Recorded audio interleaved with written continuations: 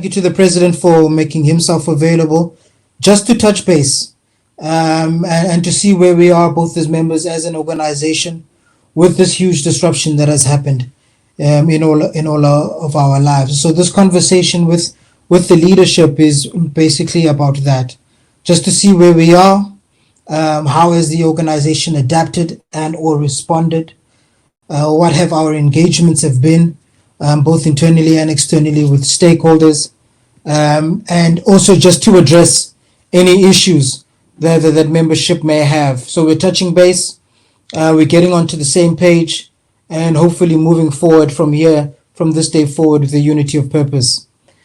Just a number of things to alert everybody about in terms of how we're going to go about this.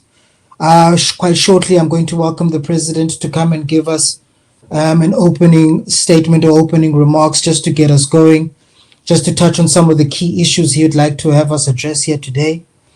And then we will move on into an engagement with you as membership, those who are attending this session.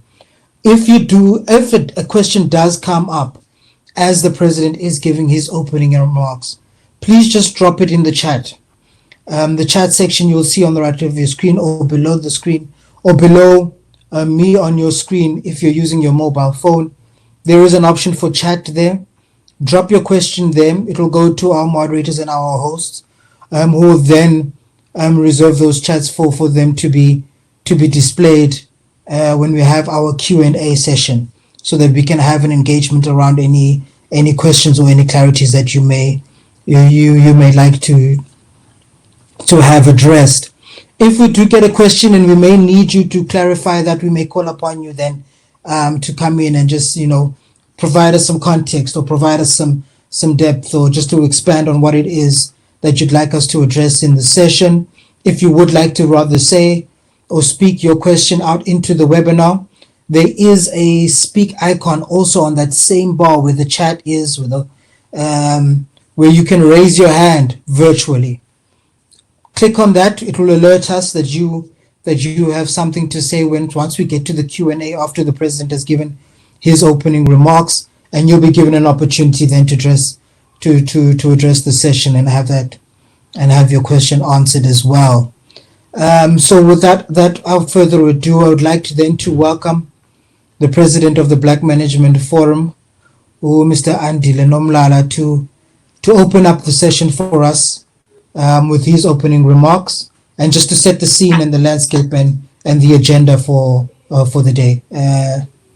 Mamel, over to you.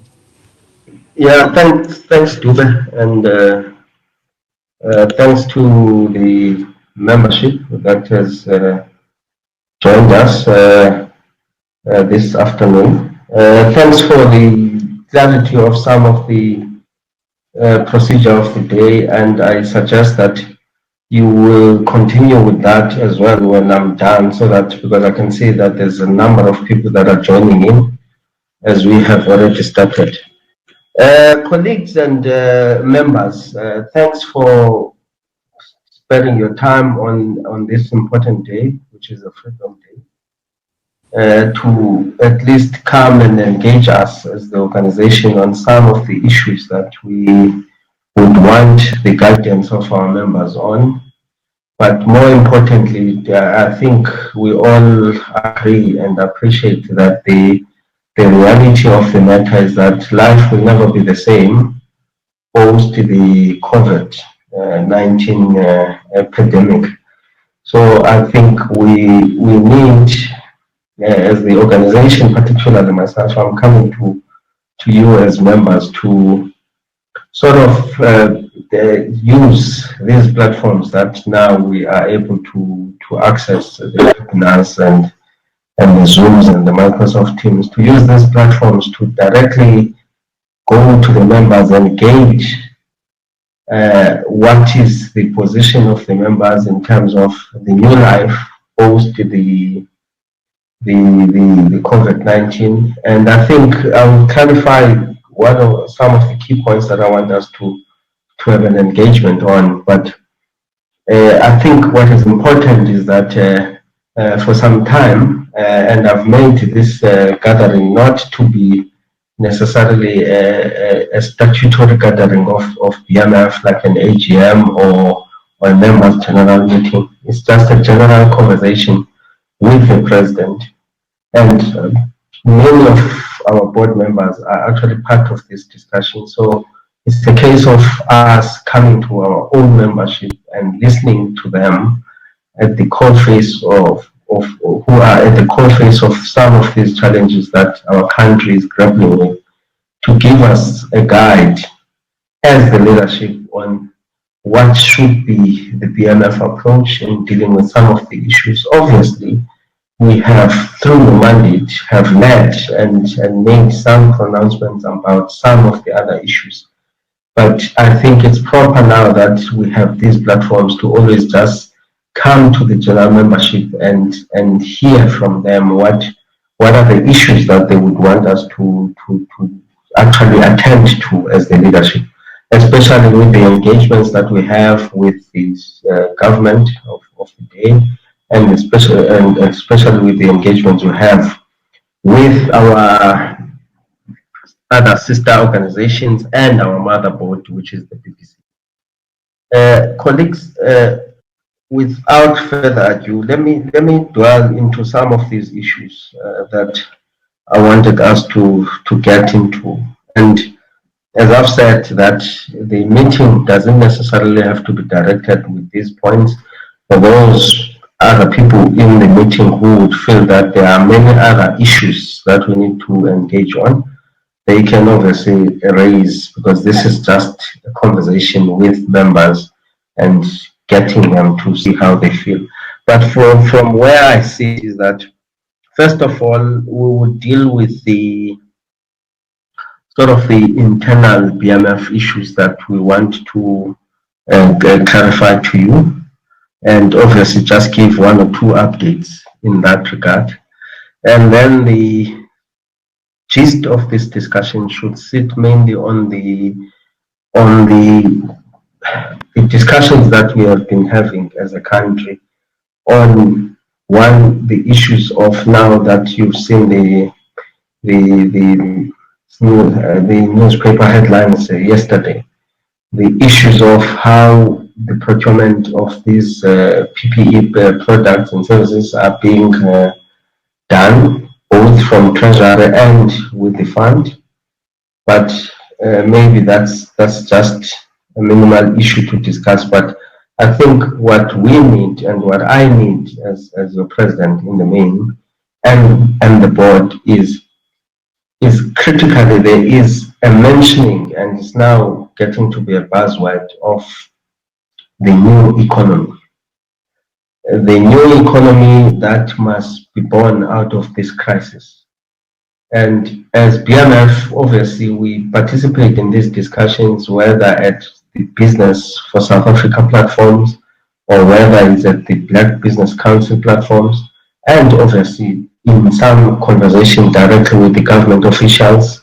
So we need to get to the membership to see and understand how they themselves, as the membership, want us to position ourselves as the BMF into the so-called new economy. We have had discussions at the BBC level last week, where BMF and BBC are actually leading a program where we would have to have a discussion document. We would source funding. I was actually engaged with that earlier today, to find credible top economists and business leaders that could put together a black business position on what we think our economy should look like, and what are the measures and the changes that we think that our government should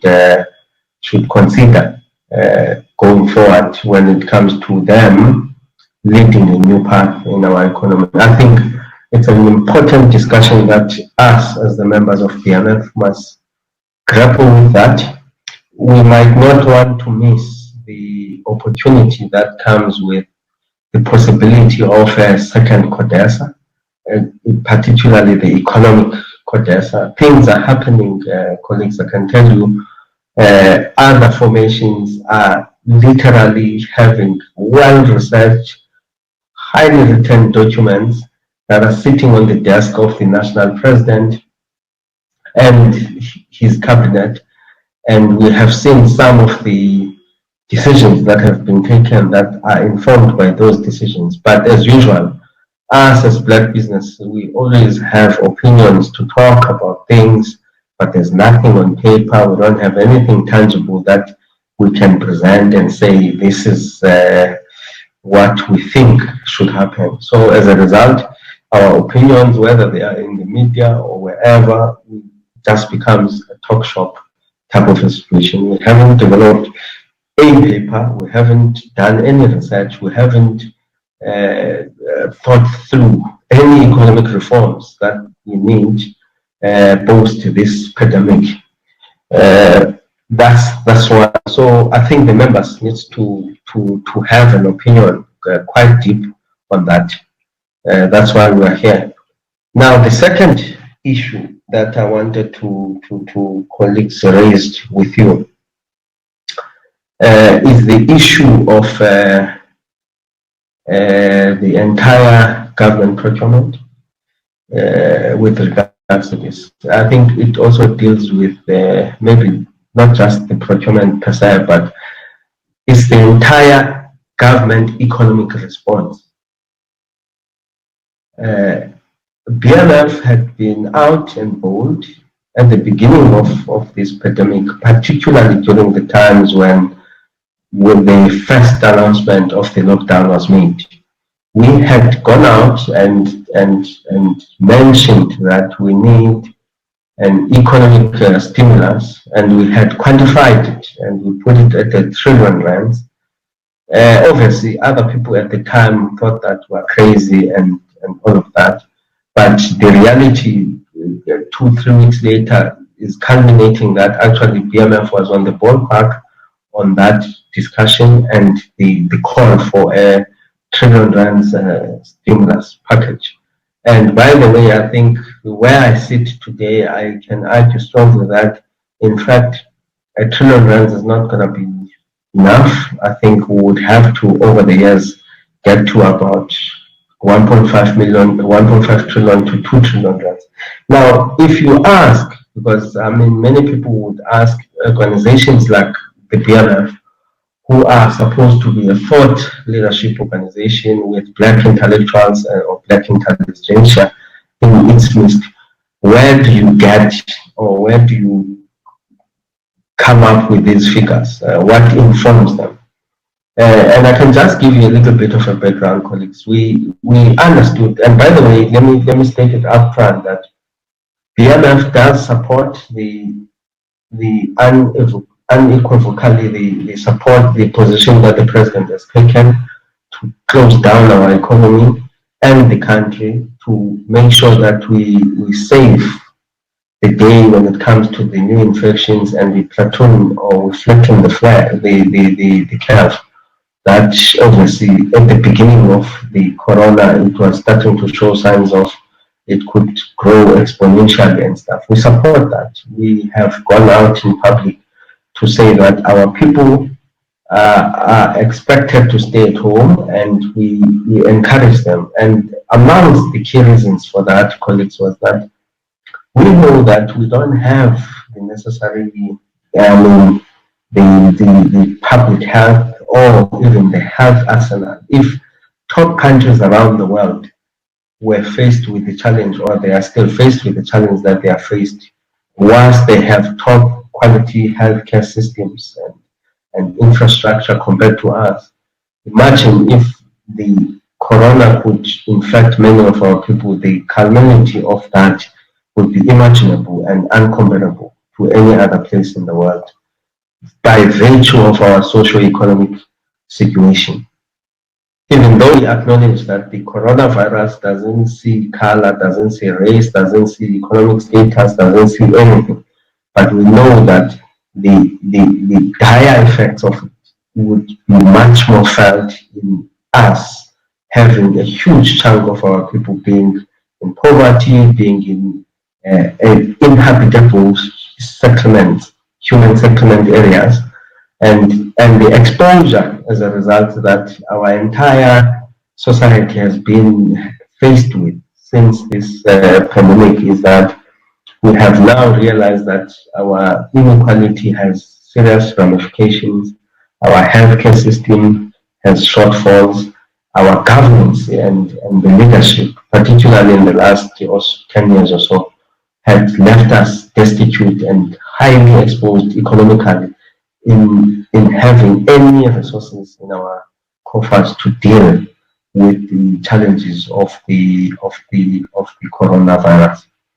Now, the response I'm calling for the economic stimulus is that amongst ourselves here we have economists, we have top professionals who who sits and feeds. By the way, some of these inputs that are mainly white leaning in terms of its approach and are more favoring the interest of the minority.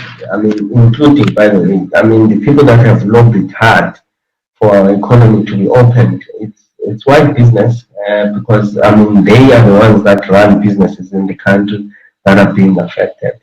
And you could see on the announcements that cigarettes must be allowed to be sold, that, I mean, some of these lobby groups are not necessarily for the best interest of the health and our society per se, but they are more of their own personal business interests. Now, as the black professional organization that we are, we really need to have a voice that is informed, that is having some sort of a basis, which is on the research front of why I was suggesting these things. I mean, the size of our economy, you don't need to be a top-notch statistician or a researcher to know that the critical mass of our people are the people that have been severely affected because they live on a hand-to-mouth type of basis in terms of their income, and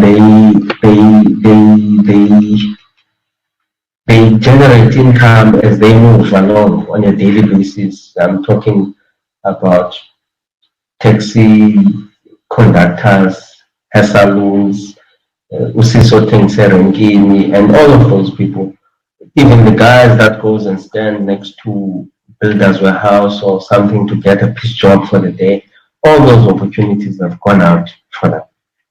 So, and it's a huge chunk of our people. If you look and you refer to the stats essay report that came out sometime last year, where they talked about the income earners, the top 1% of income earners in South Africa have a maximum of 150,000 a month, and 70+% of our people earn less than 21,000 rands a month. So, and we know that these are the people that we live with, they are our own families, we are in the same society with them. So we need to have a tangible response to these things. And obviously, we had engagements with some of the economists, Chris Maligane, Tumal Kubule, and others, to say, how do we come up with amicable stimulus? And I think government was proactive enough to give us that picture. But we have to interrogate that picture. We can't just take it at face value. We have to interrogate what is there, what is favorable for our people. And this is not the time, by the way, for politicking, but we have to, because no one else is going to look after the interest of ourselves if we don't look after our own interests, because the others that have the opportunity to sit at the dinner table are able, as we speak, to take decisions on our behalf, and decisions that are not necessarily favoring our interests. I'll give you, this is an open discussion, and I'll give you a practical example, colleagues.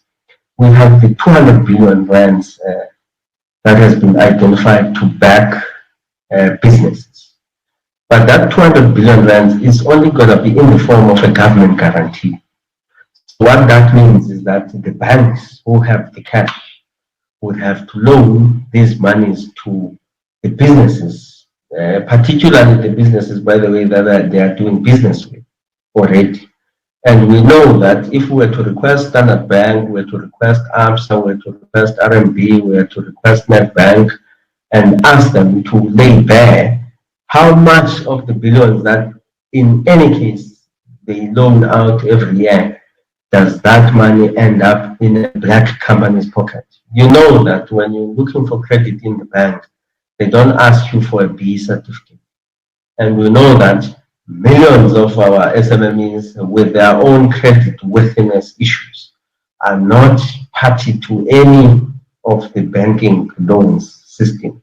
Now, if government is backing the economy, obviously we have to save the economy back, the businesses that are viable. But how much of that does it filter through to the needy? Because it's not like the fact that we didn't get borrowed money by Standard Bank or ABSA, we don't run businesses. We've been running businesses that doesn't need credit and they are now affected.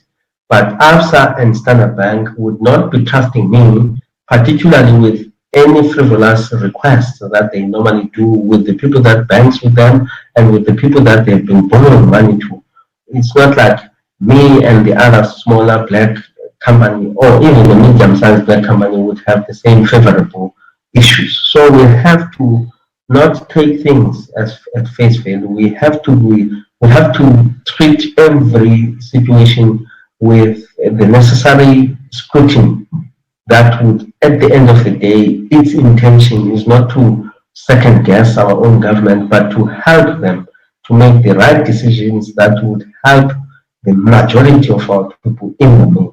And particularly in this era moving forward, where there's a perfect opportunity to make people accountable and make people to be responsible for spreading the distribution of wealth or the distribution of our country's wealth.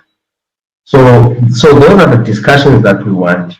But on a very lighter note, Toma, before I hand over to open up the discussion, is that for some of our members, and I know that this thing has been raised, for some of our members, we had some break-ins at the office. I think there are 3 now since the beginning of this year, and it's some very shady break-ins where you don't know whether there are people who want something there or what, because for some reason they don't take other things that are available to be taken, which we assume that any Zotzi will take, but they always look for something. But just as an assurance, it's not something we're going to discuss, but just as an assurance to you colleagues is that we have taken steps to make sure that there's much more better security at our premises, which is at BMF House.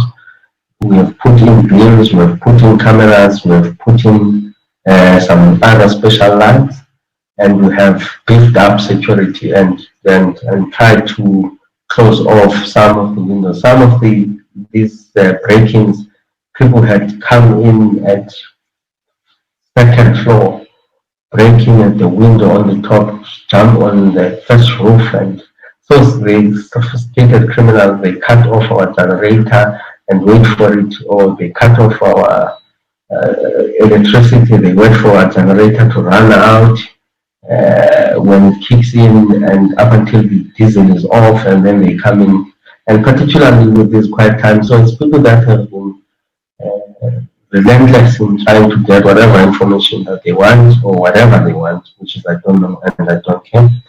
But all we want to assure you of is that the security of your membership details and information is not at the BMF House. We have a system that holds everything on the cloud. So no matter what people can do and what servers can they access and whatever, your personal information that is on your membership forms and stuff would never be found, and there's no information of BMF that would be found that is important, because most of our information we use cloud systems and it's put there. And I think the other thing I wanted to just raise as an update is the issue of the BMF litigations. We have had the litigation process and is undergoing with the Mango CEO, and we are now dealing with the liquidators of SAA. So we have had correspondence. So the court processes are managed by Ganela Mbana, who's a lawyer, who happens to be a member of the BMF and of the board of BMF, and is chairing the litigation committee, and also is helped by Zochaka, who's also a member of the BMF, who's also a lawyer, who's also handling those matters. And I think, colleagues, we are seized with those outcomes, and we want to say, as a last point, Kuma, we want to say that where we differ with our government, and particularly after behind the scenes engagements, because we do get the opportunity to have conversations with them, and more often than not, we do find one another. But there are things that, like the very same thing of us having to take a decision of challenging the appointment of Mango CEO. I think the other thing that came out yesterday is some company called IHS being appointed by the treasurer to administer and manage the entire procurement nationwide of the procurement of the PPE stuff that is needed for the COVID. It might be a well-meaning thing from the treasurer's point of view. We haven't engaged them, but as the BMF will follow up on that to make sure that this thing is a proper thing. But we are already worried. For us, at face value, once you talk about the likes of Imperial, we know that Imperial doesn't embrace transformation. You saw that in the court case of AXA. Once you link companies that are white-owned to be controlling the entire running of the state in the context of procurement of treasury, BMF has to ask questions. What was the criteria followed? What are the processes? Why them? Where are the other people? And why not the other people? But obviously, we don't embrace and want to open that to an opportunity of the crooks that you have found that are already stealing food parcels, and they already gonna, if these things are left at municipality level, they gonna have a field day of being corrupt on these things. We want National Treasury to be guarded and be made making efforts to make sure that things are run prudently and no leakages that would come out. But the minute those things are having to be dependent entirely on whites, then it becomes an issue to us. It becomes an issue as well to us in the context that then how do the black businesses that are already in this trade, others who are already creating or positioning themselves to be in the trade of the PPE production and stuff, how are they going to be catered for? Because we know, I sit in some of the committees of the SMNA committee of the BSA thing. We know the behavior there. I mean, Frankie went out in public yesterday and laid it bare that the fund itself, because it's mainly funded by certain groupings, they have already positioned themselves, and they are not ashamed, by the way, of these things. They've already positioned themselves to be the ones that are then leading the sports in terms of who gets to procure what. If you look at their portal that they've created, you could see that a typical cooperative of old mothers who have been doing knitting and what you call the sewing of whatever. They cannot be on there to do and procure and to create masks and sell it at the grand scale, because I mean they are probably not registered, they are probably all of those things. So it's not an environment where you could organize emerging businesses to be part of the system. Not that I'm saying emerging businesses must not be registered and be tax compliant and all of those things, but we understand how we develop our own selves in the communities we live in and how we do and trade business. So that system is already just exclusionary, and we have to question it, but luckily we have been participating in discussions at the BBC level that would deal with some of these issues. And obviously BMF, because it has the resources in terms of the litigation team, we do support them. We have our own resources as well in terms of small funds that we help in terms of trying to get the research done and other things. And we have reached out this morning, by the way, to the Motsepe Foundation to ask them to send through the resources that they promised in terms of the research side of the offering that was made. We appreciate and acknowledge the fact that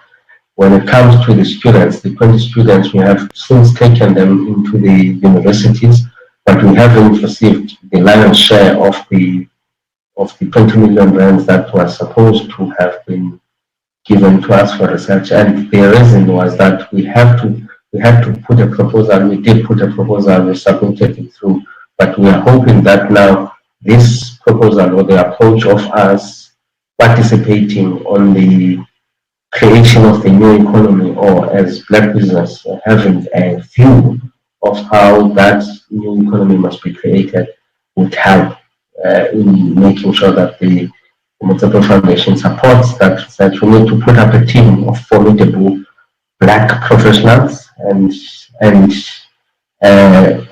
economists and business leaders, or people that understand policymakers, if I may put it that way, who can help us to craft the picture that we want. So those are some of the issues, colleagues, that I wanted us to have a discussion on without necessarily having to limit our members into what are the other discussions that we are coming up with.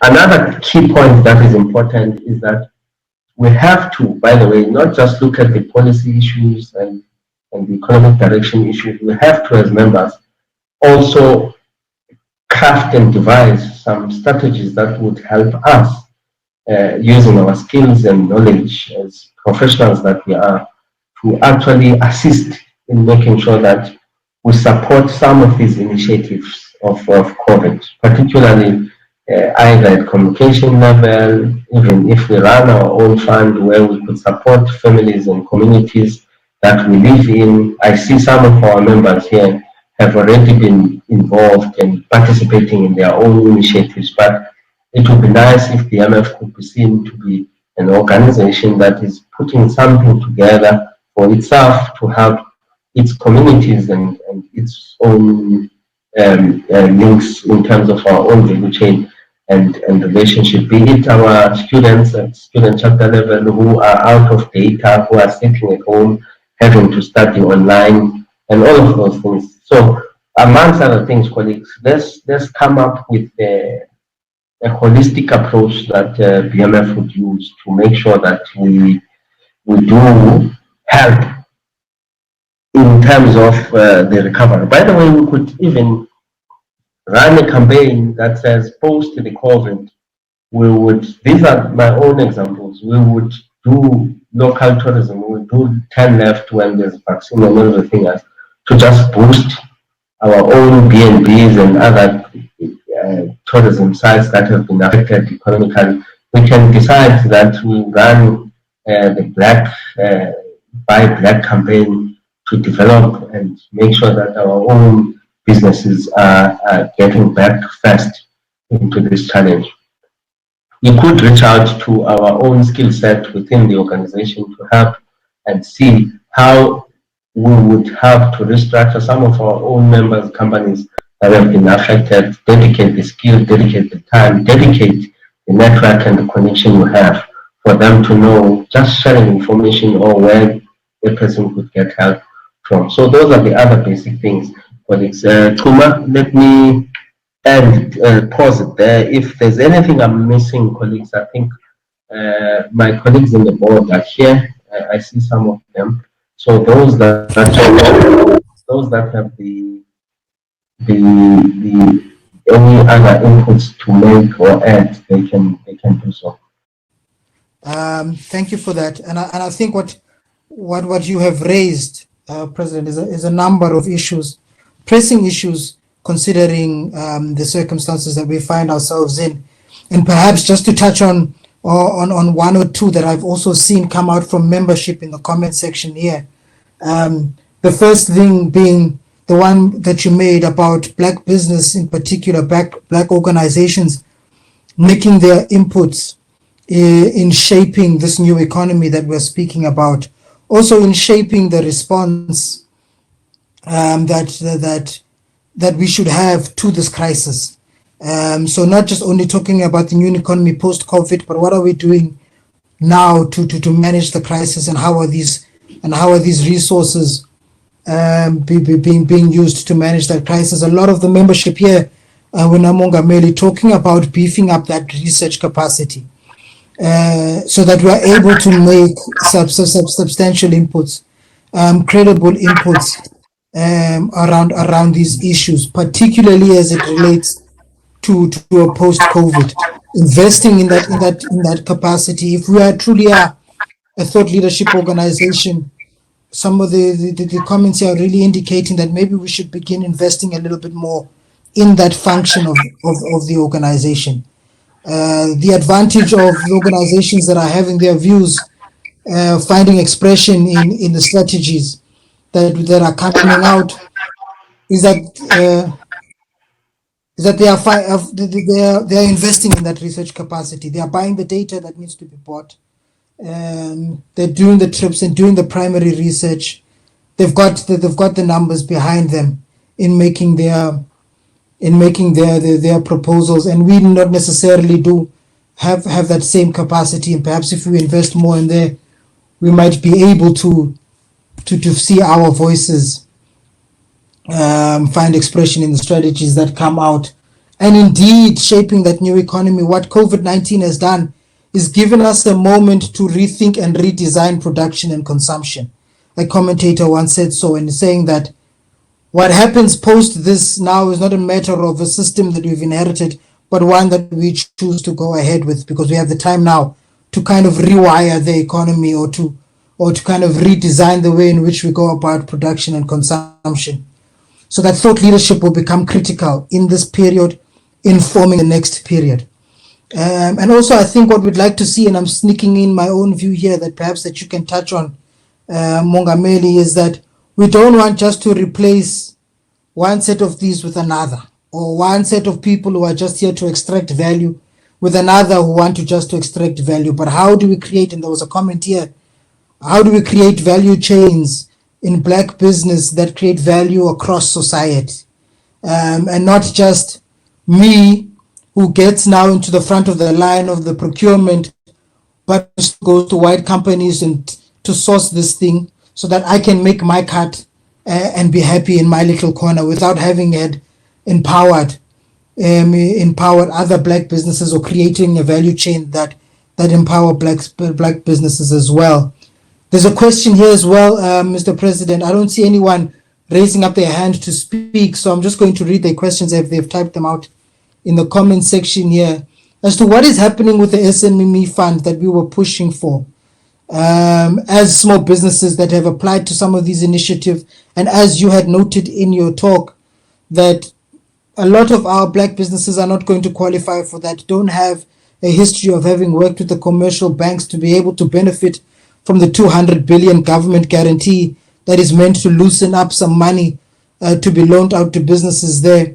Is there anything coming from black business, from the BMF even, that has perhaps in engagement with its stakeholders, that could be of relief to some, even SMMEs here at home in the organization, and SMMEs in general? There's a question there asking about how far we are with that as well. Another one here talking now on the policy, and basically on the policy stances of the Black Management Forum, being that maybe this is also an opportunity for us to identify our strategic focus as an organization. It's one thing to always comment pop up on a day-to-day, the bandwagons that drive by every now and again of that appointment or of that procurement not having gone right. But what is our strategic focus as an organization? What is the policy proposals that we are making that are driving or what is our agenda articulated in simple form in a way in which that mobilizes members and society behind it in order to achieve transformation? How will we do that moving forward? I guess for me as well, just a question on my side, Mongameli, and if the team is also here, is how will the organization work post COVID? Things like the CUD, the AGM, conference, those things.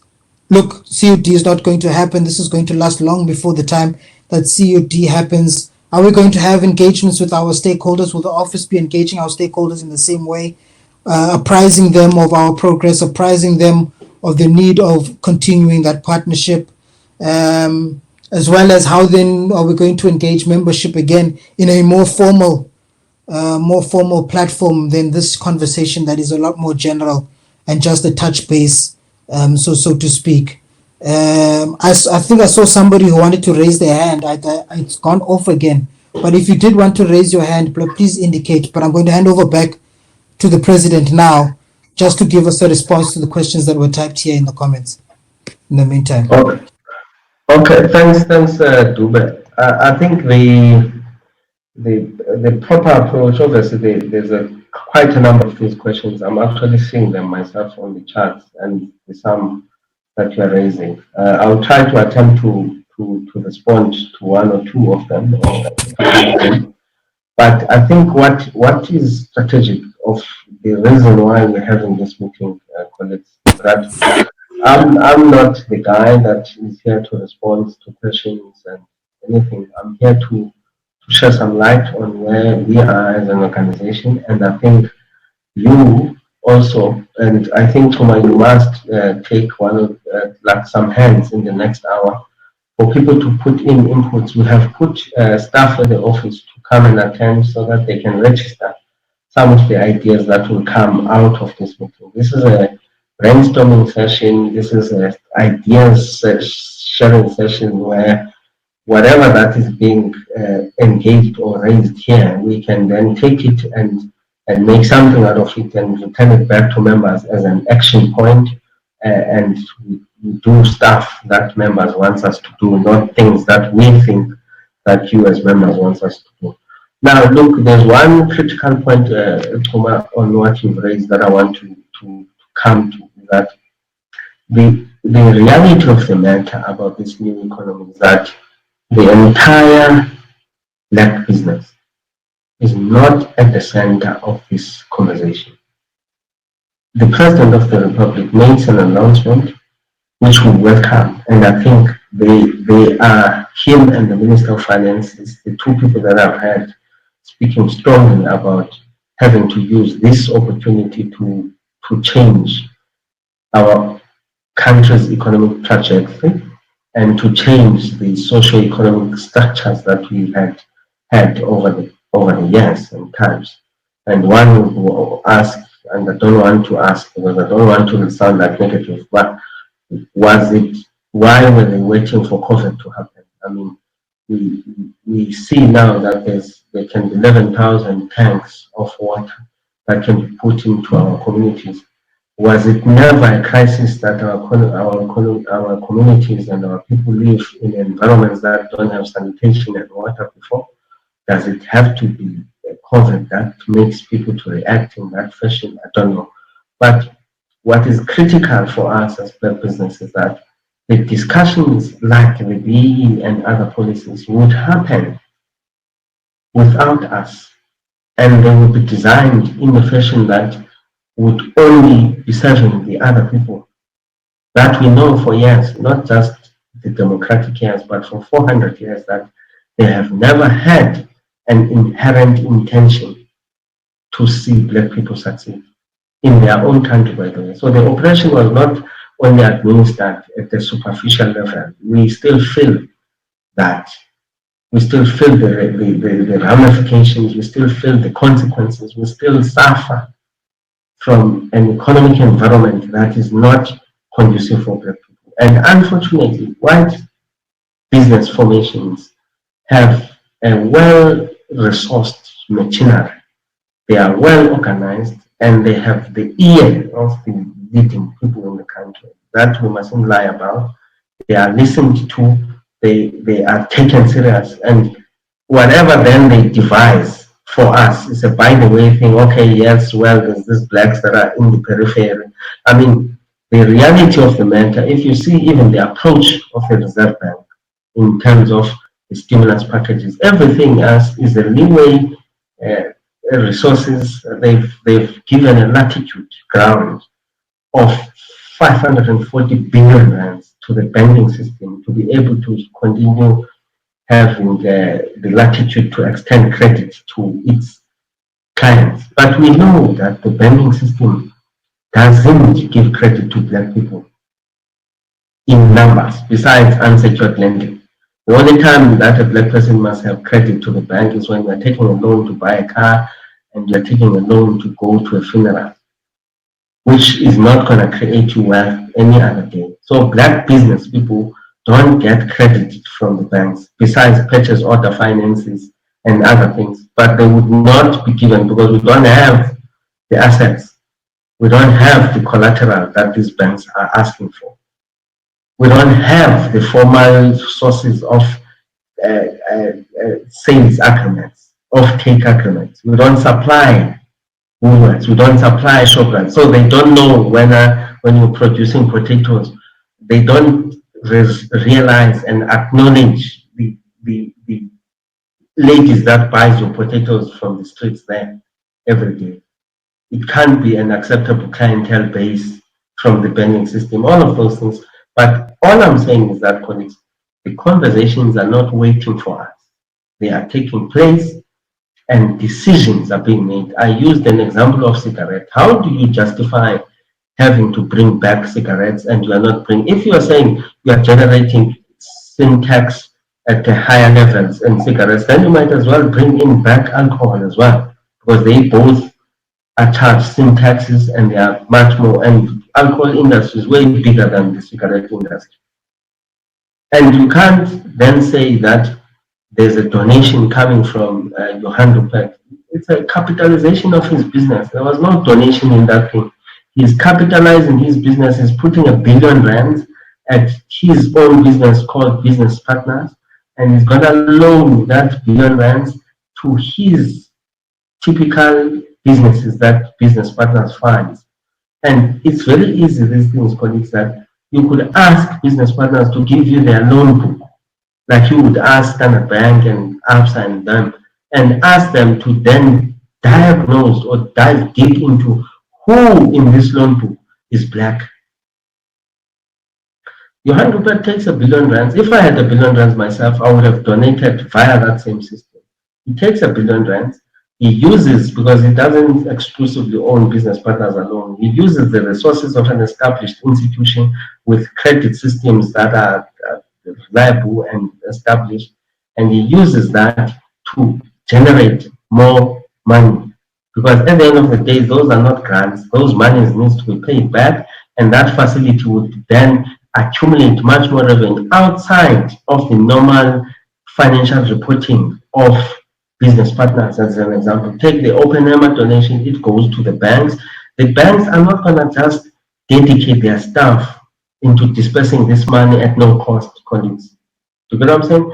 And even if it's being dedicated, it's not going to get to a guy that has never. How many of you who are here who run businesses who have attempted to ask for a loan at the bank and you are being penalized for you not paying an EDGAS account whilst you are now running business, which you didn't even know, by the way, that you didn't pay it whilst you were still at varsity? How many of you are credit worthy at a personal level? Because when you borrow via business, they check the directors, their standing, but who are these people on their own? We're not saying you must not conduct your life properly, but if you still owe NSFAS and those other things, and you are trying and building a business that eventually you will be able to pay those things, you're not going to get this money from the banks. Now, government, and the other question that you must ask, why was the money not seconded also to IDCs to say, okay, IDC, NEF, CFA, whom at least have a little bit of a record of loaning black people, also give these guarantees? Why exclusively banks? Why exclusively banks, not the DFIs that at least are able to give money? And those DFIs are slow in giving money because of the same government bureaucrats. Then if you were to have to give these guarantees and say to the DFIs, on these particular guarantees, you do these rules. And by the way, we're not just giving you guarantees. Here is another cash, because those DFIs are out of cash to begin with. So that's why maybe they are not giving them to do the guarantees compared to the banks. But the banks are not going to give you and me money. And these discussions, I don't know who sits on there and allow them to continue, but they are continuing without us.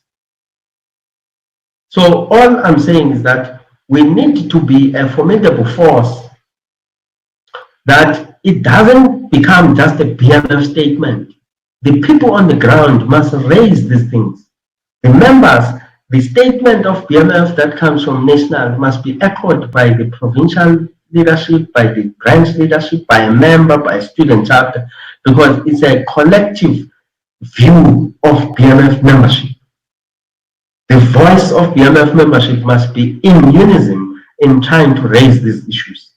So between me and you is that now we are on a catch-22 situation. As you stated, Thomas, there are immediate decisions that are being taken overnight.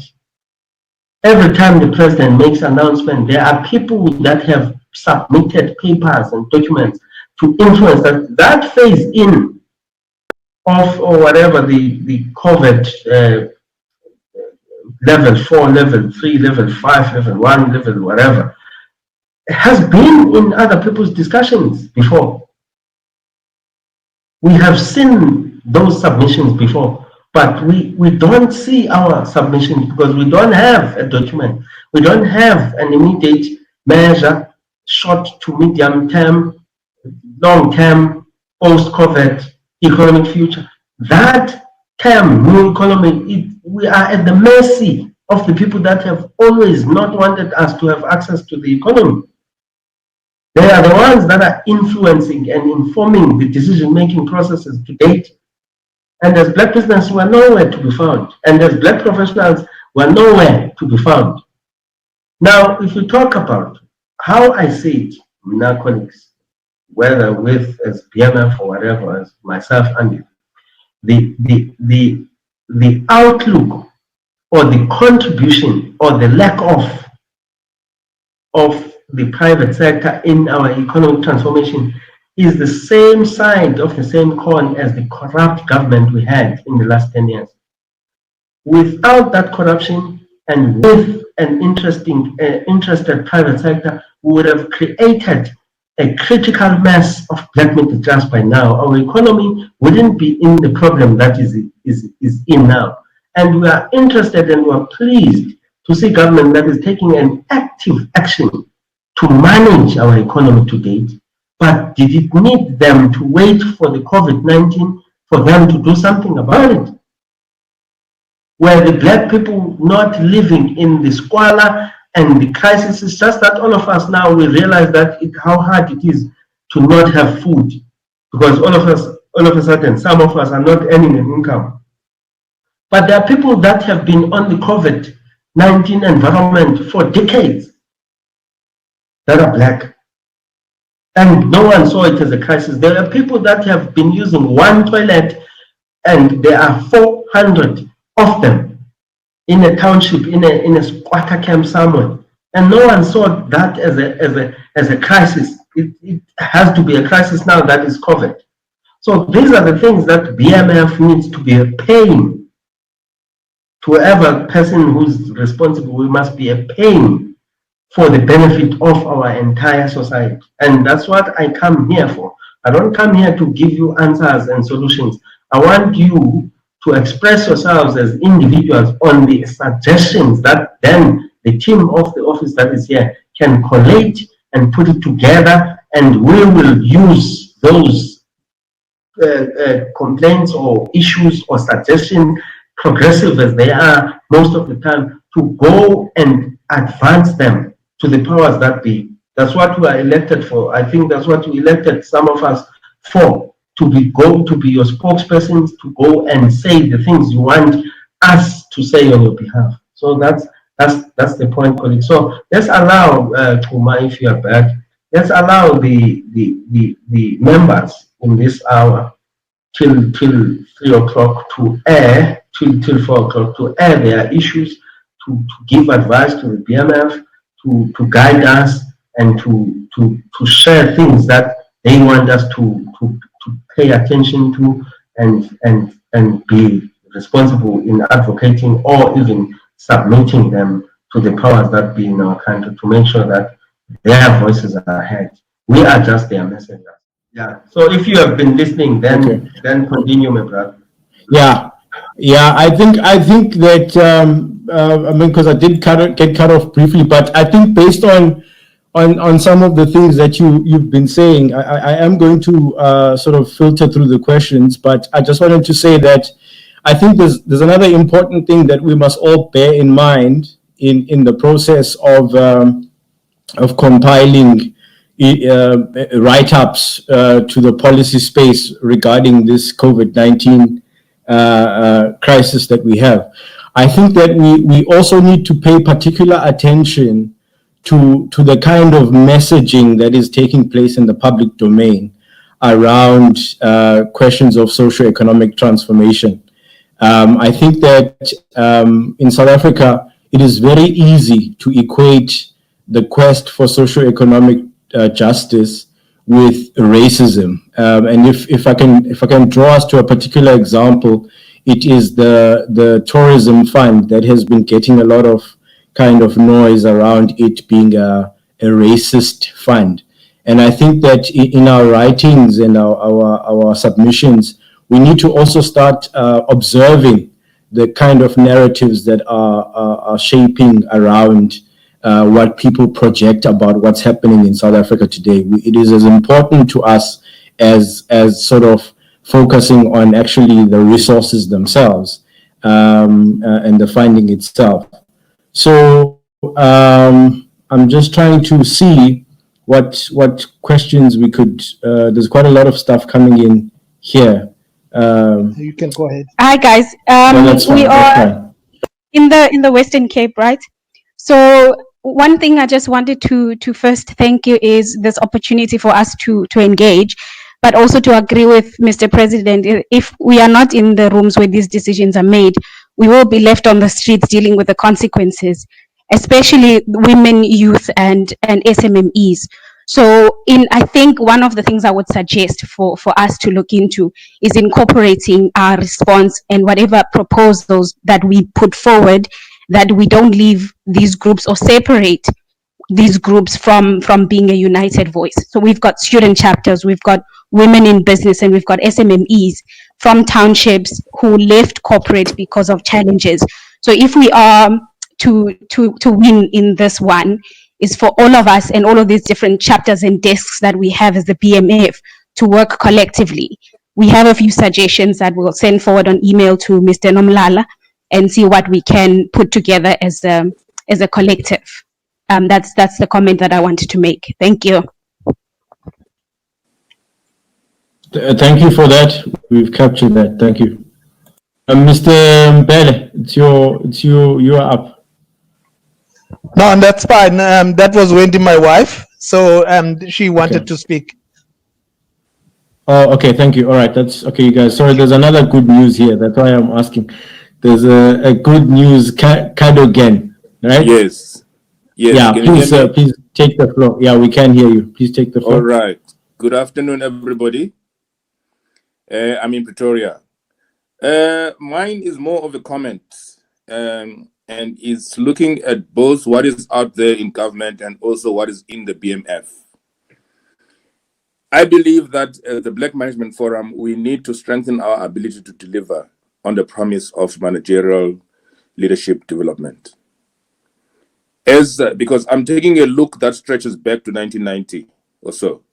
So every time a new board and a new executive comes in, it seems like we do not have enough continuity to build a structure that is ready for something like COVID-19. Like I commented that we need to beef up our research.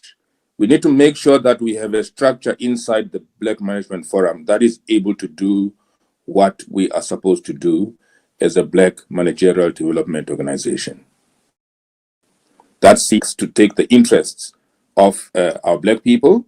I mean, as you have seen in the USA, the people who are sort of economically challenged are the ones who are facing, who are more vulnerable to something like what we are experiencing right now.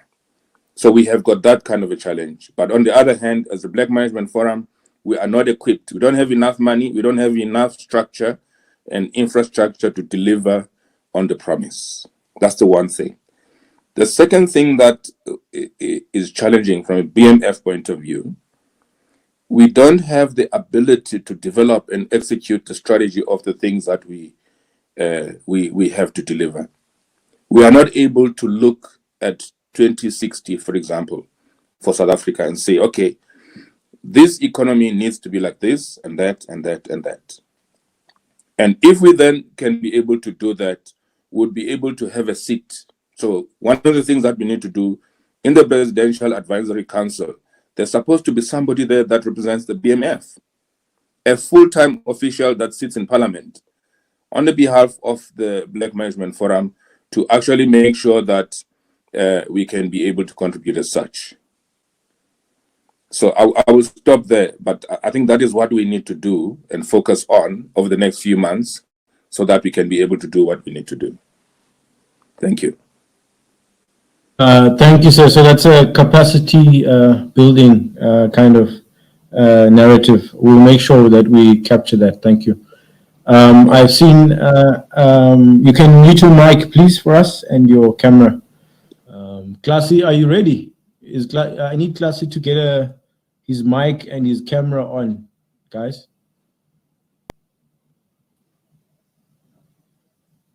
Classy, are you connected? Yes. Yeah. All right, fire away, Chairman.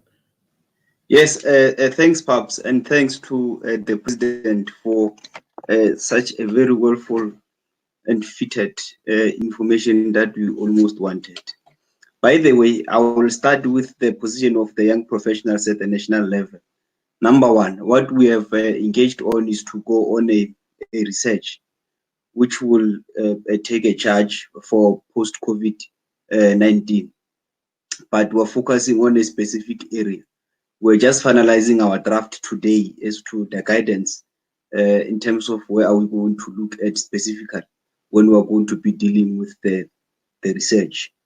And the research might not be such of a highly professionalized way or economics way, but it will be such the views that the young professionals will be believing and that will have found on the research and some of the guidances.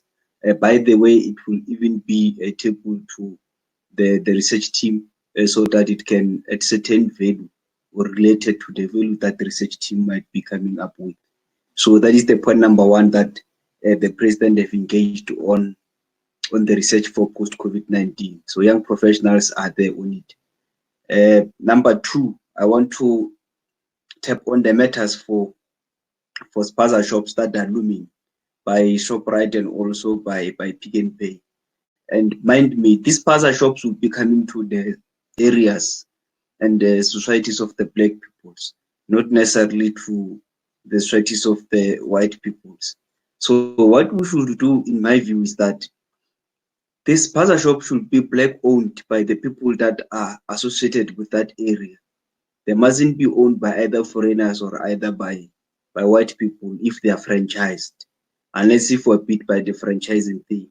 But I think they should be franchised and Black people should be given an opportunity to run those spaza shops. And related to some of the deliveries must be allowed that deliveries must come from the black societies. I'll give an example with deliveries of cabbages and spinaches that black people are planting.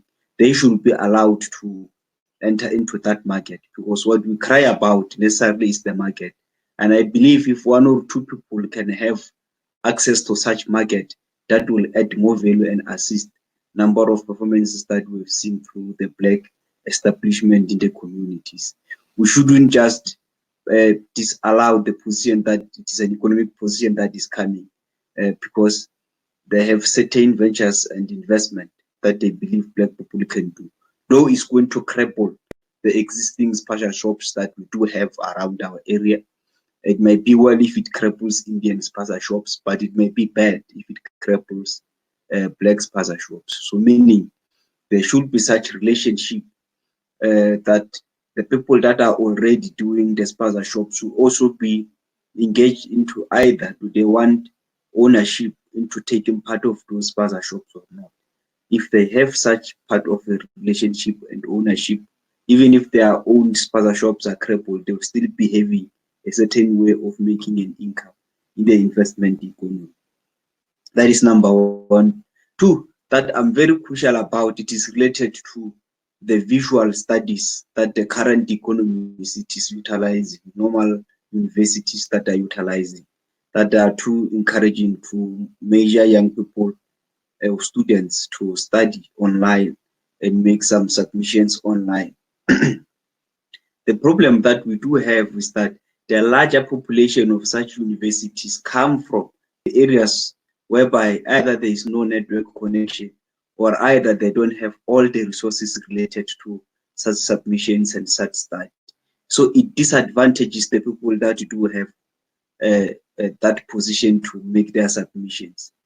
Number of students do have their laptops, they can buy their data also, but because of the lockdown issue, now they are at their places far away at Zingi, whereby you are even seated and there was not even a single area of a connection of a network. If you want to even make a call or a cell phone, you must go outside elsewhere. So this is a problem that we are having. It can't be allowed that certain people are allowed with a visual study of services and others, by nature of coming from black citizens that don't have such related resources, therefore they fail to make a connection and contest with the necessary related thing of the universities. I believe the universities that are practicing such, they should be engaged to either take care, because we can't stop the study in general, but to take care of the people that are coming from such areas. They either be permitted to be at the areas whereby they can be able to submit their assignments or do their studies also in related area or at an open network or Wi-Fi areas, so that all of the people can end up being accommodated with visual studies. Because there's no one who might understand how technical COVID-19 works. Most of the people are still studying it, and we still want to relate as to how we are going to respond to it. So there's no any measure that might be perfect by now. It's just testing part, and we are grateful when other measures are taking part and they're working very well. I think this is the submission that I wanted to make, and I thank you. Thank you, Chairman, for your views and for keeping the interests of the students in mind there. So we received your comments about the spaza shops as well. I think there's a lot of acknowledgement of how we need to intervene in that space as well. I'm still allowing more people to enter the room, but in the meantime, I'm going to read a comment by Uma Muhenrina while I await for the next speaker to join us. And she's saying that at the national level, we should be proactive by providing guidelines to the South African government on how processes should work. So, for an example, we should suggest alternatives to the infiltration of big business into local economies. Whilst I don't have a solution, I'm sure our sister organization may have campaigns we could support. I think what she's really talking about is in our writing process and our responses in this exercise that we are all embarking on. We should also not be shy to start bringing forward some scenarios that could assist the government in their process of imagining these things, because it's South Africa is renowned as a place where policies are not implemented. So maybe it is time really that we don't just stick to generic writing of suggestions, but we start detailing and showing modeling. I mean, we've got enough diverse professional capacity in our membership to start tapping into the various skills that we have. So if we've got economists in our midst, we need to start, putting forward those econometric models that can prove our cases, so that the government can have a stronger case to battle when they contend some of the views that we bring forward. I think Motobi Chabalala is here. I'm just looking at a way where Motobi, could you connect your mic and perhaps become visible via your camera here? Motobi, please take over. Okay, so thanks so much. I wanted us, this is Mutobi from Young Professionals. I wanted us to look at what this pandemic presents to all of us, because we are having young people who are unemployed, and the president has made a call to give young people a grant of 350. And inside this COVID-19 and beyond it, I want us to look at the cost of running the courses of universities, and the curriculum that develops young people online is cheaper compared to having physical spaces. Therefore, it makes a lot of young people be able to access education and what it comes with. So with that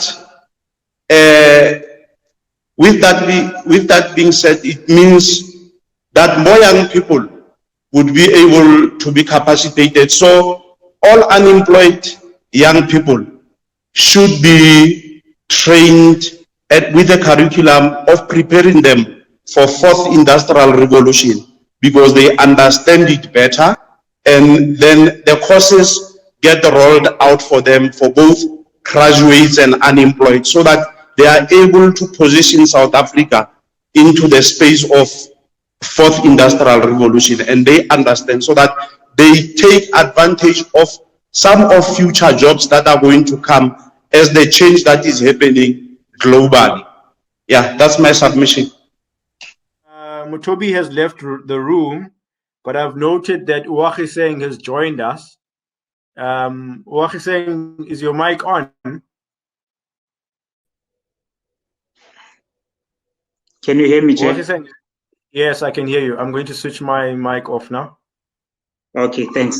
My question would be to the leadership at the national, as to how is the organization doing on that regard to making follow-up into allocating this membership to the different branches around the country. Secondly, Chair, I want to comment on the issue of using the internal strength that we have as an organization. That BMF is composed of different professionals. So I feel that we are not utilizing our skills for the benefit of BMF. For example, when we look into the issue of research capacity, I think we need to make a regular engagements with the membership as to these are the identified topics that we need to engage on. These are the identified research topics that we have, and then let source members see who are able to contribute into that topics, so that we can develop policies or documents that will advance the interest of the organization firstly, and then advance the interest of the or of black people in general in the, as far as economy is concerned. I think I will stop it there, Chair. Thanks. Thanks, Okese. I'm just taking note of who else is joining us here. Desmond Matebula has joined. I don't know if Desmond wants to go next, but in the meantime, while I wait for Desmond to respond, I noted a comment here from Mr. Yanga Duma.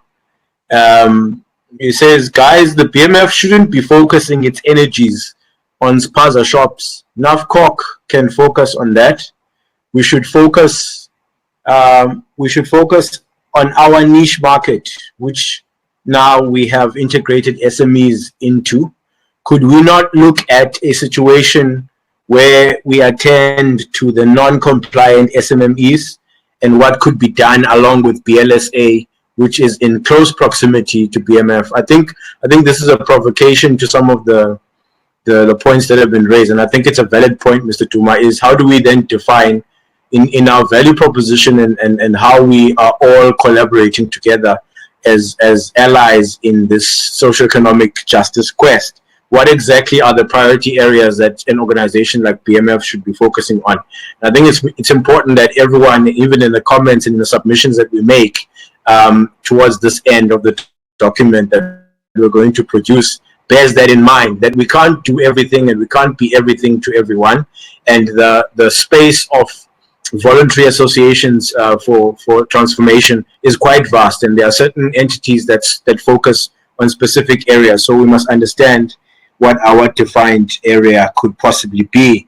Desmond Matebula, are you there?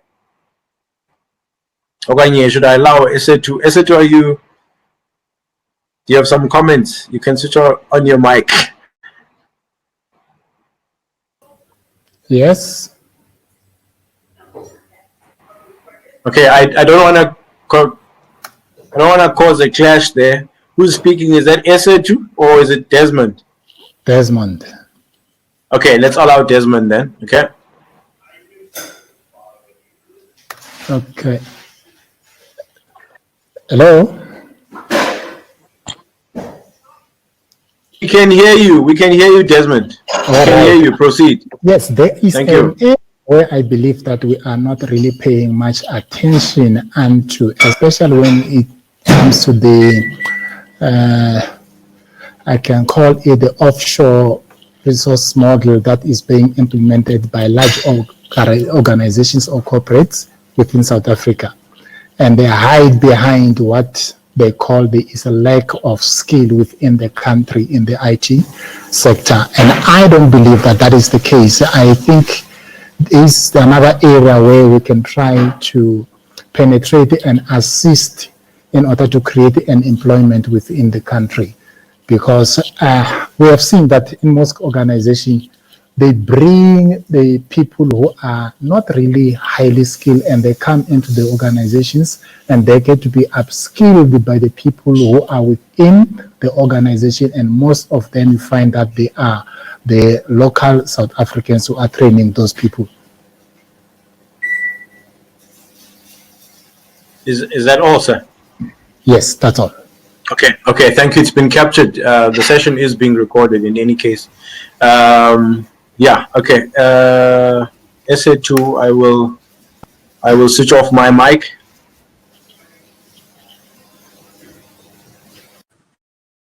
Hi. We can hear you. Am I We on? can hear you. Yeah, it's on. We can hear you and we can see you. Okay. Okay, great. So I think just judging by the comments that are coming through and also everything that's been said before, I think I'm in agreement with the slightly provocative stance by one of the members to say a lot is happening around COVID right now. And I think as BMF, we need to always remember to zone in on our sphere of influence or on those who we profess to stand for, mainly being, I think, our Black managers and I think our SMMEs. And in that score, I think we have a role to play in, one, Black managers who are trying to access UIF and are struggling either because their employees have not submitted whatever forms are required. I heard the commission of the UIF on TV this morning saying employers are either not submitting sufficient information or whatever it is, but we need to sort of avail ourselves in whichever way and whichever platforms to be able to intervene in those kinds of situations, because that means that our constituents, which is Black managers, are going without salaries, are going without their livelihoods, their families are in jeopardy. And just going on to the next point is there's companies who have retrenchments and who have things up in the air. And one of my ones, and my fellow board members will know that this has been bothering me. We've got SA employees who haven't been paid. This is the second month now. We also have looming retrenchments at SAA, and we've got Black managers sitting there and not necessarily having a voice. And I think that's something that we can get behind, and also keep our finger very much on the pulse as this COVID-19 thing works itself through the economy. What is going to happen to particularly Black managers in SOEs and in corporates, and then also to our SMMEs. We've got SMMEs who are part of BMF, who are struggling to access these relief funds in one way or the other. What mechanisms can we use to agitate for those things to be brought to the fore? I think the president mentioned he's sitting on the SMME subcommittee or working group of the business for South Africa. That is something that, you know, we can send him with those kinds of very real, tangible talking points or action points, where he can then come back and maybe tell us what is it that needs to be done, where are the bottlenecks, what can we do to fast track these kinds of things. So yeah, I think you know, overall it's my sense is that we also need to not get, you know, now there's spaza shops, now there's the 350 grant, now there's so many things. And I think for me, I think I like to narrow down and be very effective in that which we seek to achieve, than to get sidetracked by a lot of different issues to a point where we then actually don't end up serving any purpose at all. I think those are just my comments for now. Can I come in, Milandi, as well, just on that, on what Esetu just said now?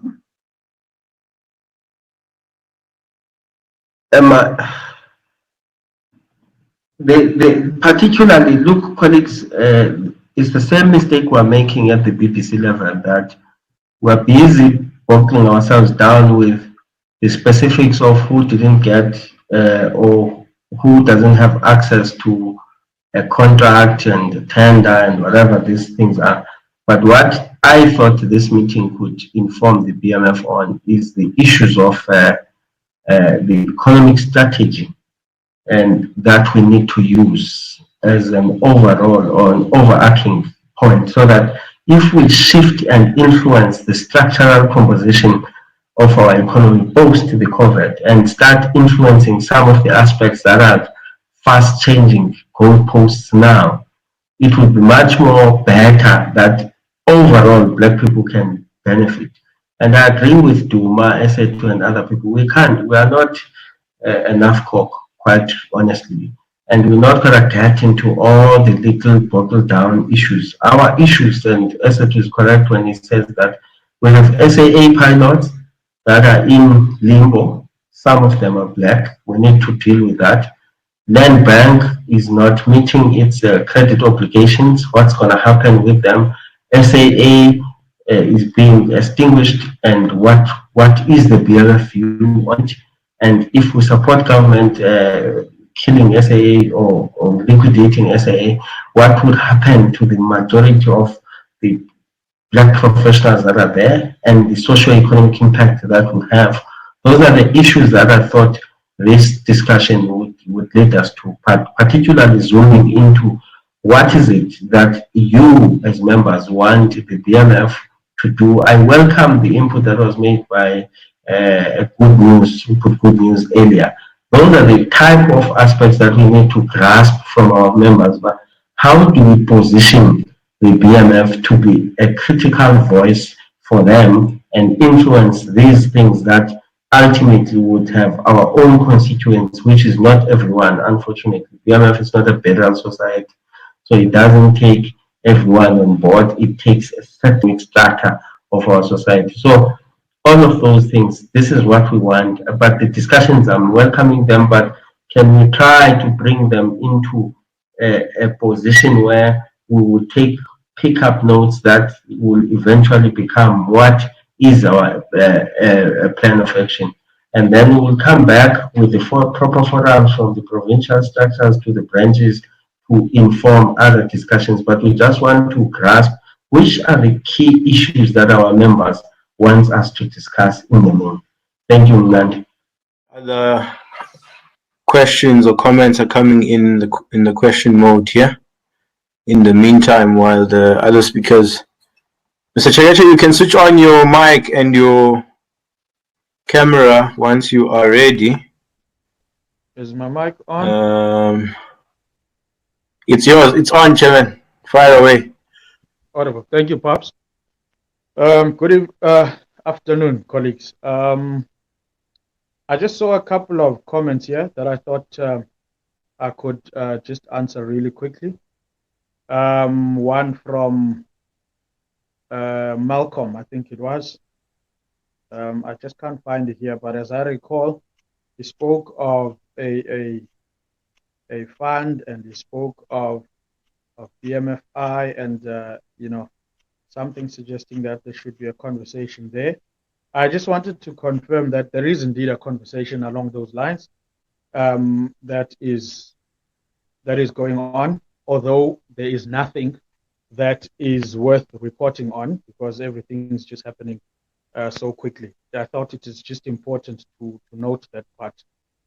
There's also a comment I saw there from, I think it was Duma in Cape Town, about a database of SMMEs of the BMF. I do want to once again remind that we do have a database, and that if you want to be on that database, you send your details to Shumani at bmfonline.co.za.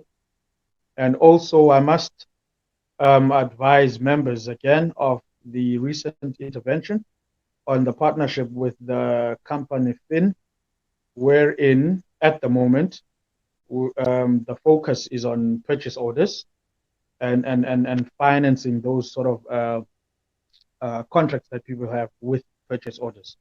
They will be making contact with people this week. I know they've contacted a couple already, and they'll be running a pilot, I think, on about 20 companies that they will support. And this is backed by a company in Germany. It's actually the second largest bank in Germany, Wirecard, that is behind this. So there's going to be a lot of money coming around if we go well on this pilot. I just thought to bring that through. Whilst we may not able to meet all of the ideas that people have, I think it's important to note some of the things that are happening as well, even though they may not particularly be what people envision, because we got a lot of ideas. But certainly, I think it's important to say that there is something going on at present. Thank you for that. If there's any other direct question that I would have missed, I'll be reading through, and I'll try and respond to them. Thanks, Pops. Yeah, thank you, Ziz. Thanks very much for that. We seem to have lost Papama. Oh, okay. No, thanks, MD. I think, colleagues, if they are, because I thought that there would be a lot more other comments. I don't know, where the other board members are they here? Do they have anything to respond to some of the questions that have been put on the chat line, and maybe just get them to raise any other issues? But if I think we don't have as many other hands and people that want to contribute, then I think we would have to leave it here. And I think that the points that have been made, luckily this platform has been recorded. We'll try to go back to the office, MD, and pull through with some of the the comments that are progressive and that we need to help our organization to be better positioned and to influence the society we want. We don't have to drag the meeting, colleagues, to 5 o'clock. We just kept it open for 3 hours because we were anticipating that we'll have deep discussions. But let me allow you, MD, to see if there are any other people that want to come into the room, or allow Papama, I think Papama is back, to get other people to speak. Let's have a roundup that will end at us receiving more inputs, and then in the absence of those inputs, then we can just close the meeting, I think. Yeah. All right. I'm MD, if I may, I'm seeing a Mimi Masala here, and I'm going to allow them to switch on their mic and to join the chat. But maybe, President, just to add to what you've said, maybe really this is an incredible platform in terms of beginning our conversing with you. And I think it's just from the turnout alone, it's a sign that it's a good initiative to have. And I think we need to have more of these kinds of engagements and this kind of idea harvesting exercise more regularly. I think it's going to serve us well. Mimi, are you there? Are you able to hear me? Yes, I can hear you. No, great stuff. I came in, unfortunately, just a bit towards the later end. But my question is, I'm just trying to seriously make a determination or get an understanding in terms of how the decision is made, in terms of the selection of businesses that are eased back into the mainstream economy, particularly retail, because I'm in the retail hardware sector. Now, and we operate predominantly township and very rural areas. So when you open the sector partially and you say it is only for tradesmen, electricians and plumbers, it really kills the bulk of our customers, who is an old person, particularly reliant on pension and grants. So somebody like that whose door handle breaks, they cannot afford to get a carpenter to come and fix it for them. I mean, this is not suburbia. So it is one thing that I find absolutely puzzling. And then when you look at the retail sector, your Pick and Pay's ShopRite versus the hardwares, I mean, a typical ShopRite will do at least 5 times the volume of a hardware. So the likelihood of infection, it is in those mainstream. So how does a person go about in just trying to make representation, especially for these businesses in townships and rurals, which I find they're really hard done by. And then further, for every one hardware retail outlet, I mean, you are looking at an excess of like 1,000 vendors. So it is pretty frustrating, because now we are moving into a point whereby, and there was survival, salaries were paid in April. It is not going to happen in May. It is not going to happen in June. And I do not know how the determination really in terms of a risk analysis. I'm just speaking particularly for rural and township businesses. So it's actually quite troubling, when you have a look at, and especially in those sectors which are not representatives by big bodies. So I don't know what your view is there, because sometimes when you talk about tradesmen, I mean, who in the township, forget even about rural areas, is going to call a plumber for something very minor? So right now the industry is really hard done by. And I just wanted to just to get your opinion, and your take, in that respect. Yeah, President, I'm not sure if you respond to that. Yeah, quickly, perhaps. Thanks, Mimi. Look, as I've said, I think that's why you came in a little bit late.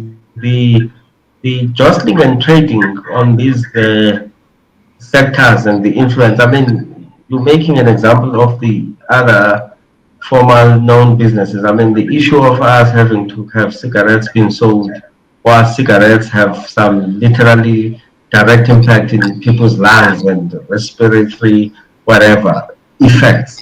It's just a question. It's just a question you should ask. I think what's happening is that there's a lot of jostling behind the scenes, and I have been in some meetings and privy to some discussions there's a highly formidable grouping, colleagues, of the BNSAs of this world that somebody was talking about, and the BUSAs and BASA. They have gone to Bain, McKinsey and others. They have proper inputs. Even on that forums that I'm talking about of BSA, there's all white people there who are dedicating their time, writing things, preparing documents. So government is not going to know where black business is and what do they want as a priority when there is not even a paper on the table. But I can just tell you that the other sector of our society is very organized, very formidable, very submitting things on a daily basis. I sit on meetings daily on the other side there, and some of our people are chasing just the food to survive for a day. So the skills and the capacity are the same. So I don't want to specifically deal with what Mimi is saying, but the reality of the matter is that whoever has the influence, and we know that there are many others that have influence outside us, and they are getting, and I'm telling you, as a matter of fact, those phase 5 stories that were there, I have seen them. It's not a government devised thing. They are just presenting that document from somewhere else, that wherever they got it from. But it has been there since March, by the way. Other people have been planning that, and the pressure to open the economy comes from the people that have businesses in the economy, and not us. We've been employees, and they just not gonna pay us or whatever, subscribe. So all the reason why we are calling these meetings is that you as the members need to understand that life is continuing with or without us out there. And now this new economy that maybe some of you are salvating on, you would think that we have a say in it. No, it's being designed for us. We're going to be told which roles we must play. And you can't blame government, because we don't bring in anything on the table ourselves.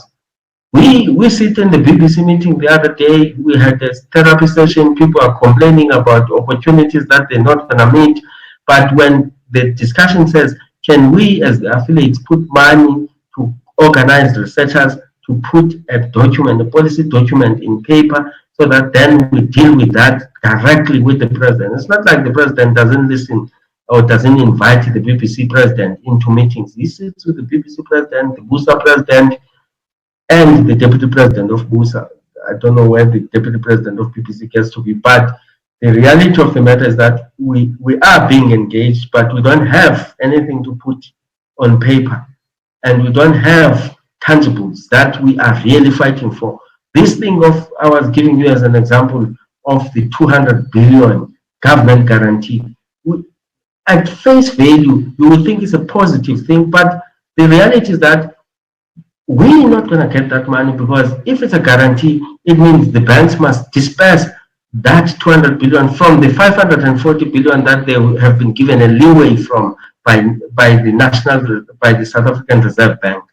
So the banks are going to do business with the people that they've been doing business with all along. If you know yourself that you're an SME that had borrowed money in the last 3 years at ABSA or at Nedbank, you will get the money if your fundamentals in terms of financials and your own credit record is still up to scratch. But if it's not, you're not going to get that money. So that is not a stimulus for us, black people.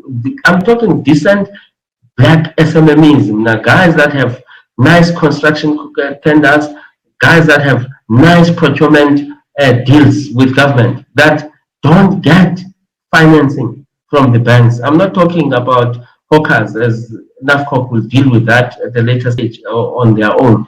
I'm talking about decent run black professional businesses that, by virtue, and you have seen, colleagues, in the public domain, that the FNBs of this world, they even profile the racial composition of people that they give mortgage loans to. So those are the things that I'm saying, that if we are not alert to, and even if, by the way, now I like the current government a lot, because as the BMF would experience quite a number of things.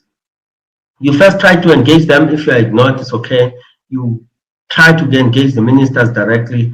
You get ignored, it's okay. But when we go to public and make noise about it, government, for some reason, whether they acknowledge us or not, they do relent. The president will have do succumb to some of the pressure of the lobbying that we do, but we don't do enough of that lobbying.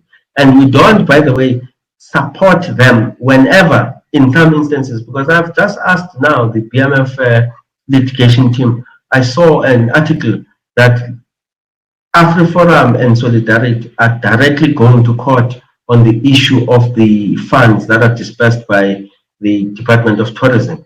And BMF has to be there. We issued a statement yesterday or day before, but we have to be there with our warm bodies at a legal process and participate and assist government in those instances. So, colleagues, we might wish for things to fall from the sky. They're not going to fall from the sky. We have to put ourselves in a position where no one can ignore us when it comes to advancing the interest of Black people. These cosmetic, nice stimulus interventions are proper, but trickling down to the layman on the street, it becomes the responsibility of us, Black professionals. We are the ones, by the way, that do these inputs from these McCain's, Bain's, and McKenzie's inputs. We are the Black professionals that works for these companies who collect the data, who put it in, who analyze it, and we give it to whites to go and influence our government. Now, why can't we use the same skills, somebody has said it here, to influence, to take it and be given to the BMF so that we can go and influence our government? This is what we want. This is why we're coming to our members to say, these inputs that you put in at RMB, calculating the banking sector's vulnerability and everything else, we also need that you put it on the other side. I don't know how you would prevent stealing your internal information, but we also need those insights. We can't be individuals who always grasp things as we move along, but what is happening where and when. Once we have a plethora of Black professionals here as our members who are supposed to feed us information, guide us on that information, ask us what to do with it, and analyze it for us so that we don't look like we're a political party like an EFF who speaks and talk out of 10. We want to be an informed professional organization that has insights on anything that is happening in this country and everything that is happening in this country. One way or the other, there is a Black professional that is party to it, whether at the data collection level or at analysis level, even at submission level. So that's what we are calling for. Thank you.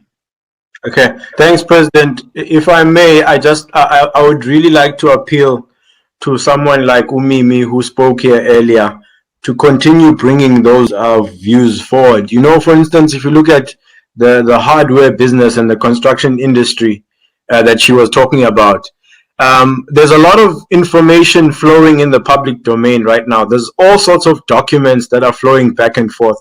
And it is important for every citizen to actually interface with those documents now.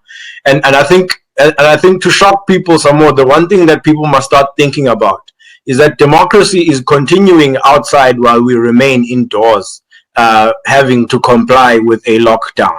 And the only way we can engage with democracy from a lockdown position is through these documents and through these networks and other ways of accessing information.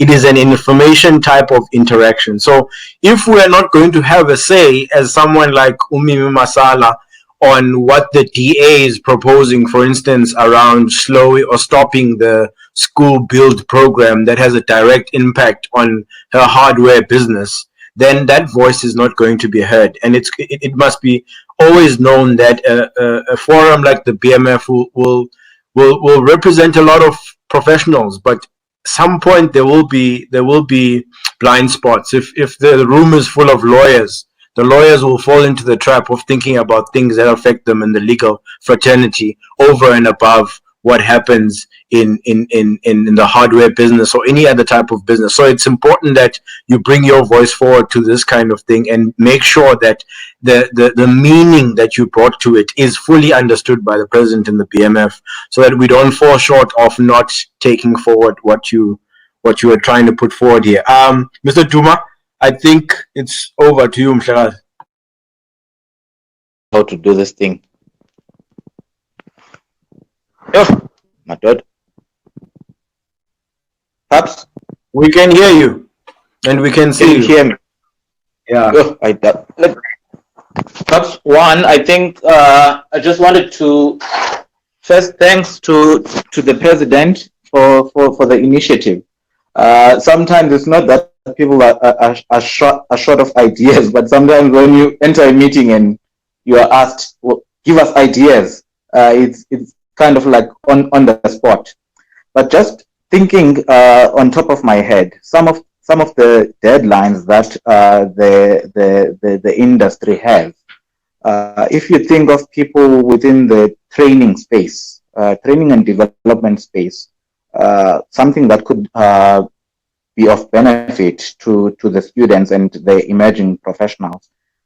31st of April is a deadline for companies to submit their work skills plans and their annual training reports for any internship work done or applications of interns for the next incoming year. Now, if you don't submit that document on the 31st of April, which is sometime this week, you won't be able to get then the interns for next year. The different SETAs are coming up with their different responses to say we are extending or we are not extending, and others are silent and others are keeping to the deadline. And I think for the benefit of students that are looking forward to internship opportunities, that could be one of the things, if we could talk to the Ministry of Higher Education to have a higher standardized response to the extension of the work skills plan and the annual training reports, because it will talk to employment post this lockdown. I think that's just one on top of my head. Maybe again we witness quite a lot of suspensions on products when it comes to financial services that people seek so that they can minimize the risk. Could it not be something that we could be engaging on in asking the financial services businesses, the insurers, for how long? Because I want to believe that every South African still holds a right to seek and buy insurance products. So perhaps that's just the two things on my mind. Thank you. Thank you, Mr. Duma. That's well received. I think we are winding down, if I'm correct. All these things will be captured. As I said, the session is being recorded, and everyone must understand that this is part of an ongoing process of collating the ideas and the views that must form part of the BMF position in the submissions. I think it becomes really important to emphasize this point, that there is a lot of information flowing in the public domain as we speak. There are a lot of documents that get shared daily. Some sectors are stronger at lobbying than others, so their interests are probably going to receive more attention because they are agitating more than other sectors. So it becomes very important that a platform of this nature is highly representative of all the voices that want their views to be taken forward. Now, the one thing that I see that is still not featuring in this discussion, and maybe this is for another day, I don't want to rehash it. I think the president maybe will have his closing remarks after this. But I think the interesting one for me that we are not having a chat about is the education one. Everyone is gearing up to get their kids back to school. Everyone is gearing. Some universities have postponed resumption of classes, and some have gone virtual. And so, what are we saying as far as what that means for education? What does it mean for a mother who's a professional who now has to manage the kids who are back at home while working from home remotely in some instances, or the mother who has been trying to run that business who suddenly has to look after their kids who are fully based at home? So there are many other socio-economic factors that are at play here that should tell us that we are in unprecedented times, and therefore shouldn't expect that our reflexes will necessarily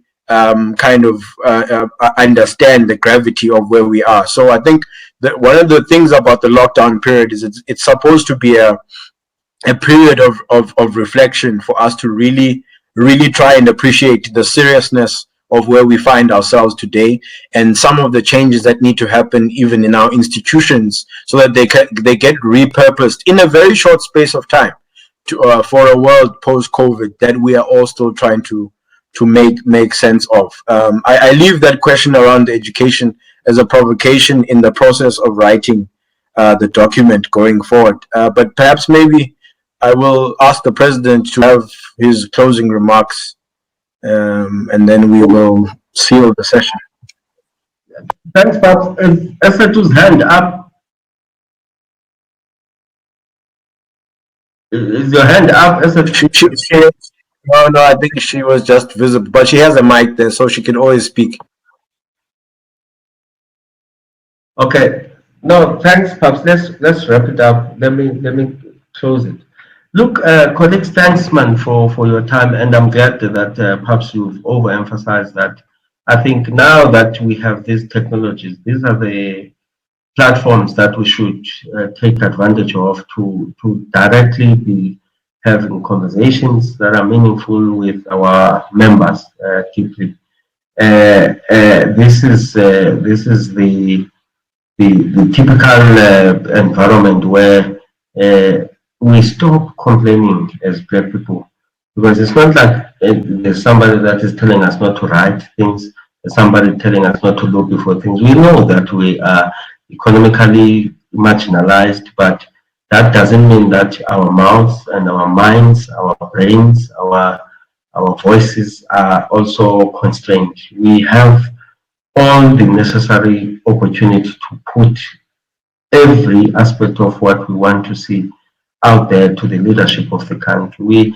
In the BMF gives you the opportunity to directly interact with the ANC top seats, to directly interact with the ministers. So we have all the platform in the world, but we're not going to be able to just go and be chit-chatting with people with nothing really to back our conversations with. We really have to have some informed. I mean, we are expected. BMF is the only organization in the country, by the way, colleagues, that is formidable and have a critical mass of members that are highly skilled, who have derived some economic benefit in the democratic dividends that we have, unlike many other people, unlike many of our own family members who have been left in the doldrums of economic squalor since democracy.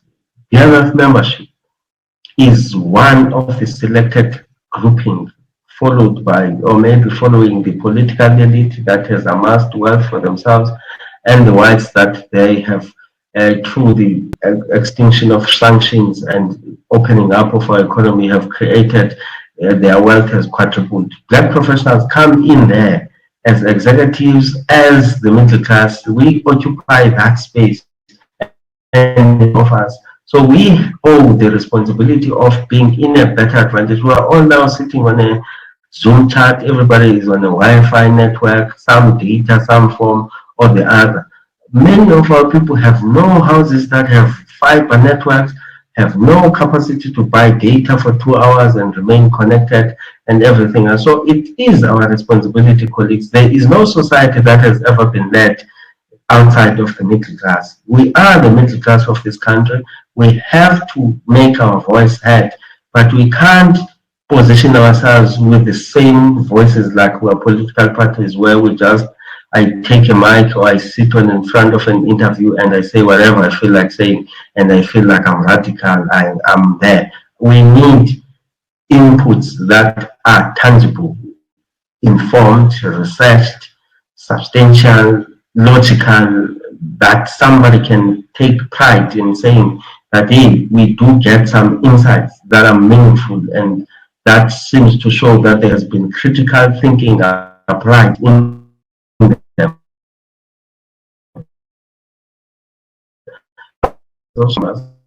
So we'll have forever get these type of discussions now, and we will try to bring in some experts in some instances where we could have the discussions with the economists who would give us the inputs. And I think even when we get to manage to start the document that we're talking about, we will still bring it here in this platform so that we can engage on it and its aspects, tighten it before we go and submit it to the ANC, to government. And I think that the ANC was due to have a policy conference in June. It has postponed it. It's inevitable that it's going to be postponed. And then I think we'll have a better chance and opportunity to wait. Maybe it will be in December or sometime next year where we can submit this type of inputs. But in the meantime, we have to prepare, as I've said, some immediate term interventions that BMF is thinking about, to a longer term, to a medium term, and then the longer term inputs. But with those few words, colleagues, I'm really encouraged by people like, look, you're quite correct, perhaps, people like Mimi are bringing in challenges that most of us are not necessarily in those sectors, are exposed in those sectors. So they are a blind spot to us and our members. And we have to make sure that we, with this type of platforms, then you get alerted to the reality that there are many other struggling and affected sectors of our economy that are critical to the functioning of homes. When Mimi says, I mean, a person in the township is not going to call a plumber. They've been fixing up their things for some time. But if you don't give them the access to supplies, then how are they going to sort out their geysers and their other things that are now currently not working, type of a situation? So it goes to tell you, I mean, that's why I was saying this to you, it goes to tell you what type of the people that have informed these decisions to begin with. As I've said, that's opening up of the economy. It tells you it's people that have suburban houses. Who knows that it's a plumber that is important for us when we don't have a working geyser, type of a thing. They've never in the past. It tells you exactly what is the problem. The problem is that we are not there because we don't have anything to be there with in those decision-making processes. So up until we start these conversations and we have a team in the BMF, we have the resources to have the information collected, become a document, and we then live on it as a living document that we change and chop as we move along and make a submission out of. So thanks, colleagues, and I really appreciate it. The team at the office would reach out. Thanks to Kulu MD, and I saw Shumani and other colleagues in the office who have helped us in trying to put this discussion together and supporting its success. I think the technology could work very well. I was very worried earlier in the day when we were testing it, if it's not going to work right or not. And I'm not a technology savvy guy, so when something that doesn't work, I just get uncomfortable. So I think the technology tonight helped us. Thanks to you, perhaps, coming in at the very last minute. Thanks to Toma, I don't know the technology issues that he had. I had a very good discussion with him in preparing for this meeting. And I think colleagues in the BMF and the provinces and the provincial chairpersons, my colleagues, in the board, I really appreciate that we all, from time to time, have discussions, but we are always aligned in the end on the positions that we take. I haven't seen my deputy president, but I know that I had spoken to her earlier today in the morning. I think she's in the Mubarak or the Muslim fasting at this stage. I don't know if then some of these activities that takes place during the day she can officially attend, but I had a good discussion with her earlier. about these things. The board, we had some chat about this meeting. I think going forward, this is the way that BMF will do things.